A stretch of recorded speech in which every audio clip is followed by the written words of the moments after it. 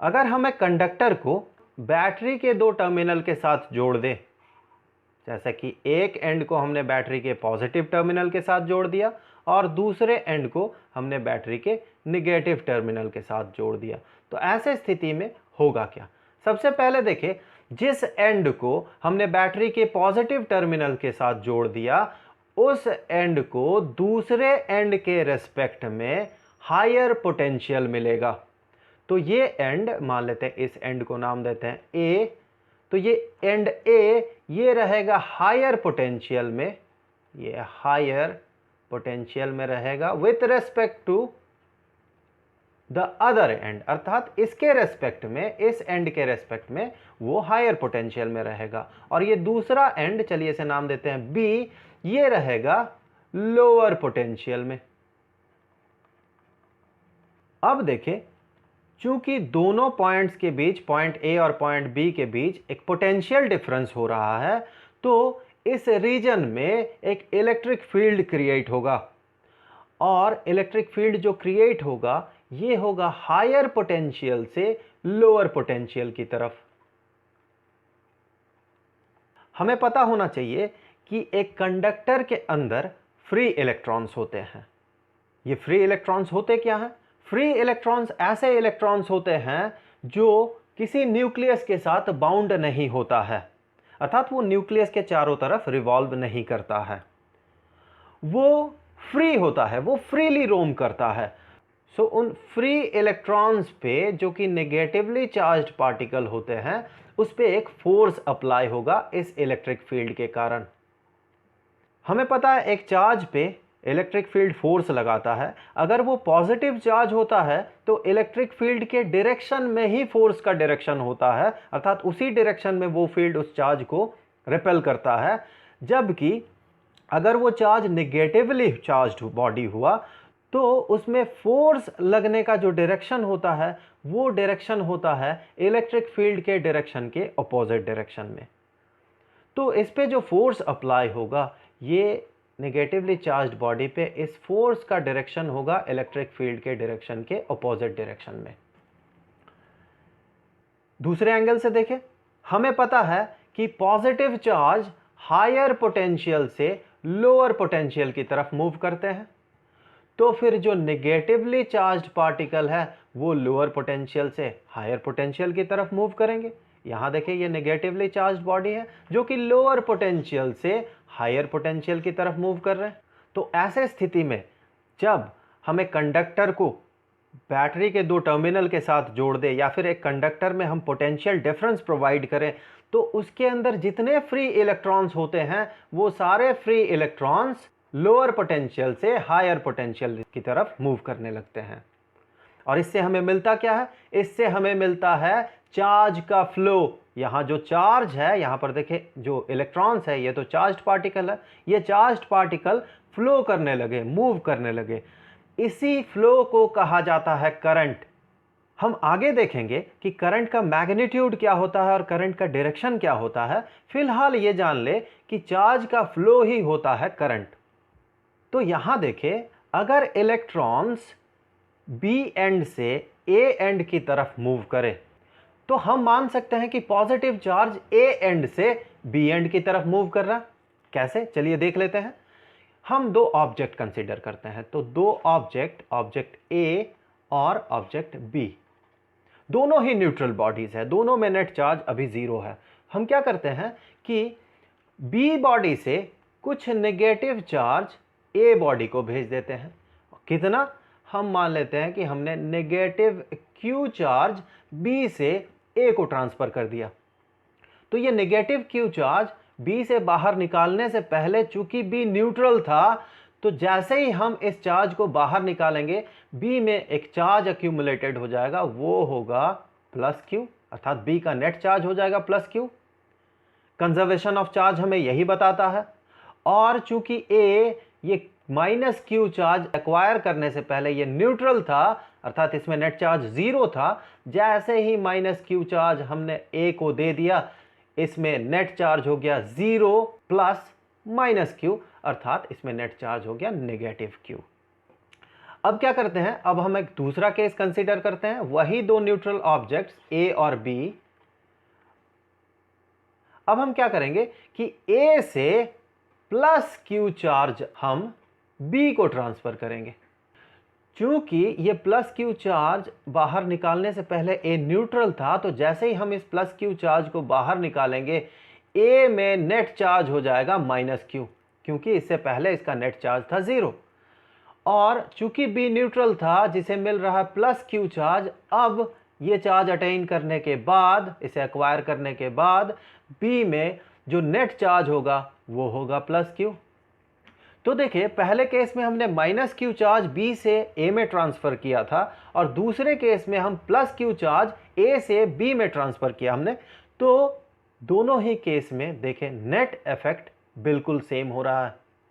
तो अगर मान ले कि माइनस क्यू चार्ज बी से ए की तरफ फ्लो कर रहा है, तो उसी को हम मान सकते हैं कि प्लस क्यू चार्ज ए से बी की तरफ फ्लो कर रहा है। सो ये था फ्लो ऑफ नेगेटिव चार्ज, जबकि ये है फ्लो ऑफ पॉजिटिव चार्ज।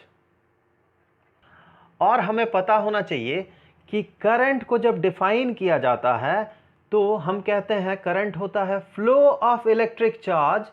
इसे प्रेसाइजली कहें तो ये होता है फ्लो ऑफ पॉजिटिव चार्ज, अर्थात करंट का डायरेक्शन को डिसाइड करता है पॉजिटिव चार्ज का फ्लो।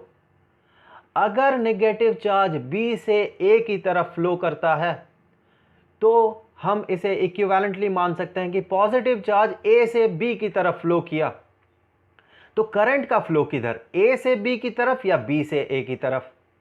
करंट का फ्लो इसे माना जाता है फ्लो ऑफ पॉजिटिव चार्ज, अर्थात ऐसे स्थिति में करंट जो फ्लो करेगा वो होगा ए से बी की तरफ। तो ये फ्लो ऑफ पॉजिटिव चार्ज यही है करंट। तो हम कह सकते हैं जब दो एंड को एक कंडक्टर के, जैसे यहाँ ए और बी एंड है, दो एंड को जब हम पोटेंशियल डिफरेंस प्रोवाइड करते हैं तो नेगेटिव चार्ज लोअर पोटेंशियल से हायर पोटेंशियल की तरफ मूव करते हैं और पॉजिटिव चार्ज हायर पोटेंशियल से लोअर पोटेंशियल की तरफ मूव करते हैं। और करंट का फ्लो भी होता है हायर पोटेंशियल से लोअर पोटेंशियल की तरफ।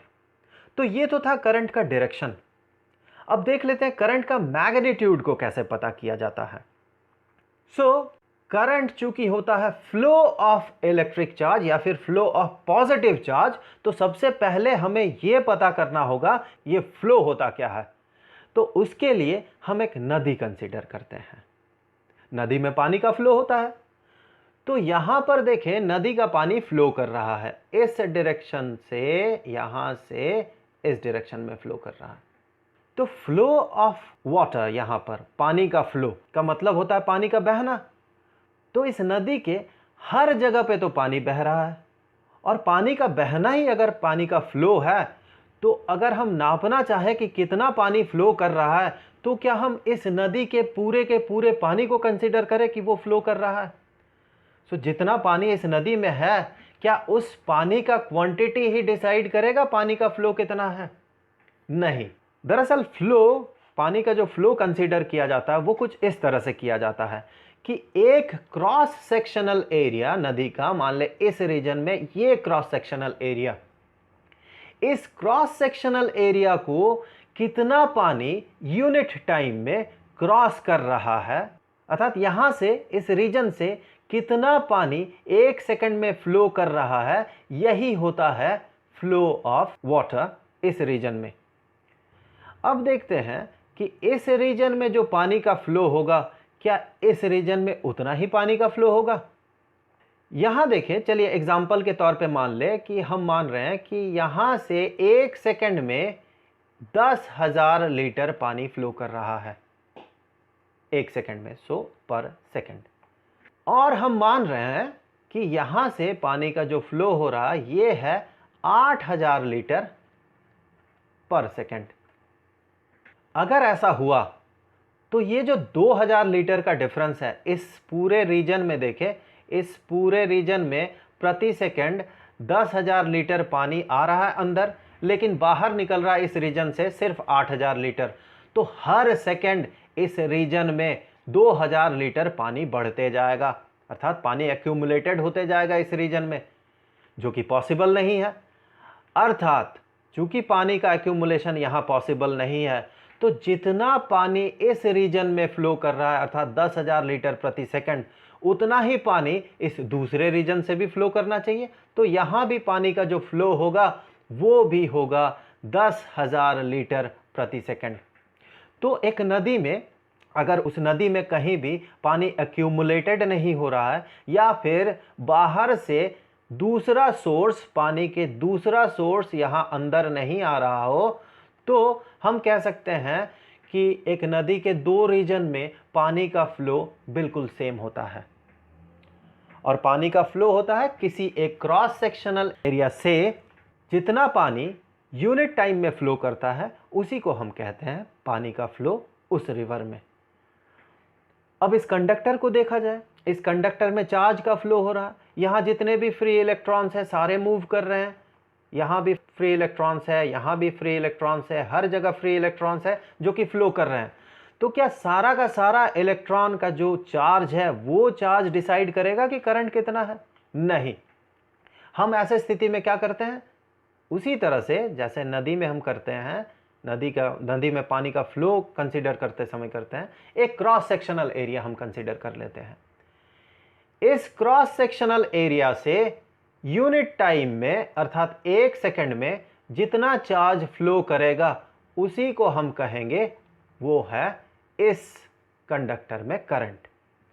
और इस क्रॉस सेक्शनल एरिया को जितना चार्ज क्रॉस करेगा 1 सेकंड में, एक दूसरे क्रॉस सेक्शनल एरिया को भी उतना ही चार्ज 1 सेकंड में क्रॉस करेगा। अगर ऐसा नहीं हुआ तो इन दोनों रीजन के बीच यहाँ पर चार्ज या तो घटते जाएगा या फिर एक्यूमुलेटेड होगा। पहले केस में मान लेते हैं कि ज़्यादा चार्ज अंदर आया और यहाँ से कम चार्ज बाहर गया, तो ऐसे स्थिति में इस रीजन में चार्ज एक्यूमुलेटेड होगा। और अगर मान ले कि कम चार्ज इस क्रॉस सेक्शनल एरिया को क्रॉस कर रहा है और ज़्यादा चार्ज इस दूसरे क्रॉस सेक्शनल एरिया से बाहर जा रहा है, तो यहाँ से चार्ज घटते जाएगा। दोनों ही पॉसिबल नहीं है। तो हम कहते हैं एक कंडक्टर में किसी एक क्रॉस सेक्शनल एरिया में जितना करंट होता है या फिर इस रीजन में जितना करंट होगा, दूसरे रीजन में भी उतना ही करंट होगा, अर्थात पूरे कंडक्टर में करंट सेम होगा। सो हमने देखा कि करंट कैसे नापा जाता है। एक क्रॉस सेक्शनल एरिया को 1 सेकंड में जितना चार्ज क्रॉस करता है हम कहते हैं करंट का मैग्नीट्यूड उतना। तो यहां देख ले कि चलिए मान लेते हैं कि 1 सेकंड में -q चार्ज अगर इस क्रॉस सेक्शनल एरिया को क्रॉस करे, तो हम मानेंगे कि उसी क्रॉस सेक्शनल एरिया को +q चार्ज क्रॉस कर रहा है। हम ऐसा क्यों करते हैं? क्योंकि करंट होता है पॉजिटिव चार्ज का फ्लो। चलिए मान लेते हैं कि t सेकंड में q चार्ज +q चार्ज एक क्रॉस सेक्शनल एरिया को क्रॉस करता है, तो इसमें करंट कितना होगा? तो चूंकि t सेकंड में +q चार्ज क्रॉस कर रहा है, इसका मतलब यह नहीं कि इसमें करंट q है। करंट पता करने के लिए हम क्या करते हैं, चार्ज कितना फ्लो करता है उस फ्लो के रेट को देखते हैं, अर्थात यूनिट टाइम में कितना चार्ज एक क्रॉस सेक्शनल एरिया को क्रॉस करता है ये हम देखते हैं।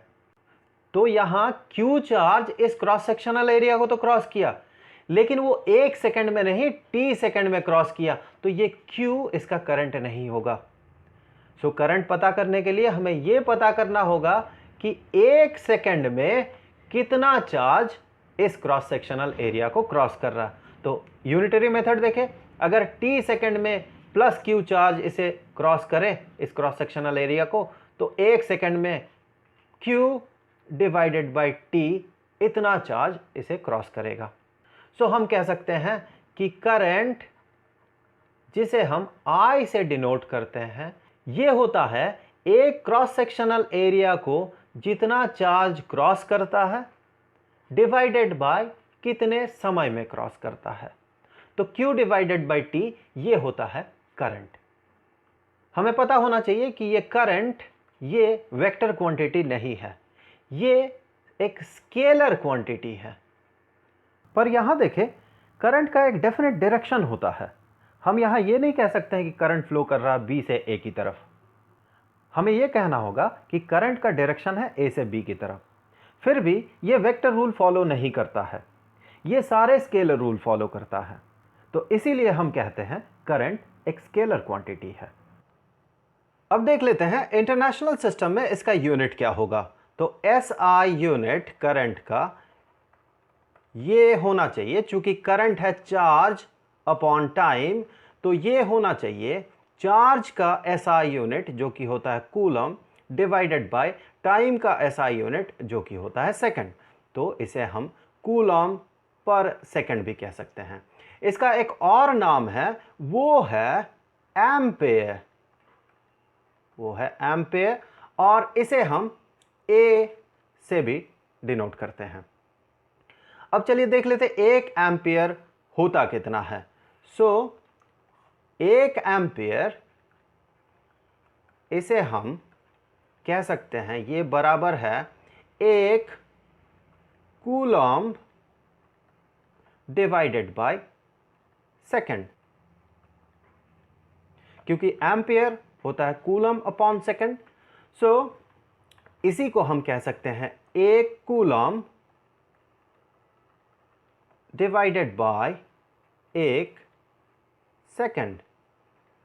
अर्थात अगर किसी कंडक्टर के थ्रू एक सेकंड में एक कूलम चार्ज पास हो तो हम कहेंगे उस कंडक्टर में जो करंट है वो है एक एम्पियर।